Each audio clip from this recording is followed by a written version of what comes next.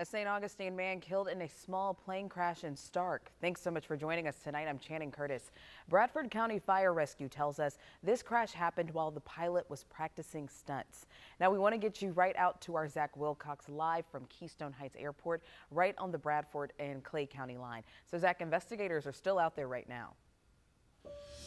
Channing, just within the last 3 minutes or so, we saw a truck with some flashing lights come out to the middle of the airfield. It's gotten so dark, it's really hard to tell at a distance what the operation was. For the better part of the afternoon, we could see just the tail, the charred tail of the plane sticking up in the middle of the airfield. We saw investigators going back and forth, so it's unclear now if they've been able to get that plane loaded up and brought it out of here, because we did see that truck moving its way in, and the details are still pretty limited right now. But I did want to share that it's hard to see at night, but there's a line of RVs and Jeeps way off in the distance. We know that there was a Crawlin' for the Fallen event going on, a fundraiser, a charity event that was happening, a Jeep crawl. So there were a lot of people at the airport today. We checked in over there.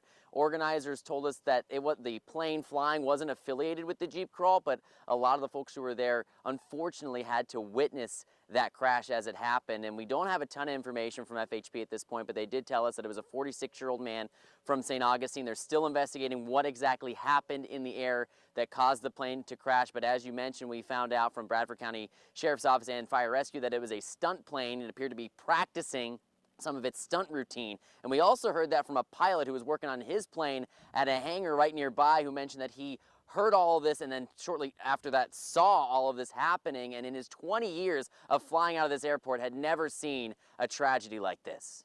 I heard a noise, sounded like maybe they were shooting something off at Camp Blanding, and then walked out of the hangar and saw the big plume of smoke. It's very disturbing. You think about the family members and the grief they're going through.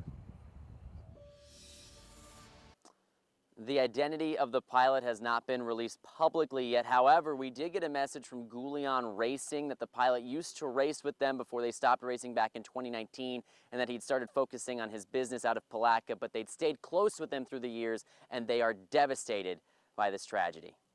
In Keystone Heights, Zach Wilcox, First Coast News, on your side.